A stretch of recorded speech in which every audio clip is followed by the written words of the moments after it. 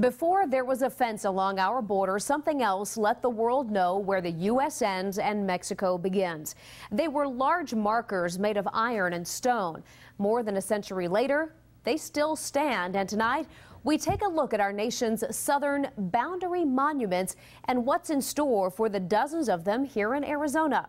In a Night on Your Side Extra, Kevin Keen reports from the border in Nogales. Monument number 122 stands about 5 feet tall. It's a steel obelisk in the middle of the walkway on Mexico's side of the border fence. Well, actually, the monument isn't in Mexico, and it isn't in the U.S. either. Read what it says: Boundary of the United States. On the side facing Mexico, Límite de la República Mexicana. They're telling us where the line, exactly where the line is that divides the United States and Mexico. But don't we have a fence that can tell us that? Yes, there's a fence right there, but that fence... It protects the border and is actually part of the U.S., says Jose Juan Andrade. He and Don Atwood work for the federal agency in charge of the 276 total monuments coast to coast. When a lot of people think about the border, they think, well, there's a fence there, but that's not always the case at all, is it? No, not at all. Some of them we don't even have fence. Some of them I think just barbed wire. Some of them like a Normandy fence. So these are very prominent.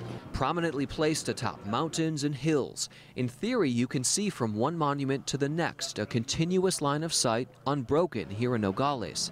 Look through that notch carved in this wall just for that purpose. See the monument? Still functional and ever historic, the monuments are a requirement of a series of treaties our country made up to 160 years ago. Monument 122, more than a century old, has held up well. Others, made of masonry, are crumbling in remote desert areas. Concrete foundations are cracking and bolts ready to bust. But this year, a monumental facelift begins.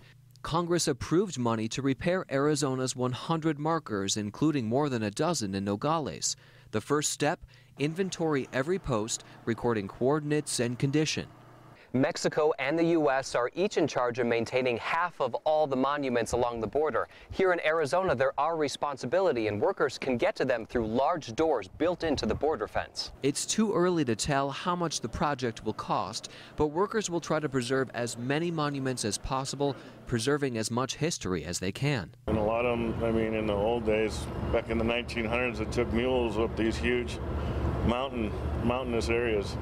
So we want to continue with the history. On the border, Kevin Keen, KGUN-9 on your side. If you would like to take a closer look at the monuments marking our border, we've created a slideshow of historic pictures on our website, KGUN9.com.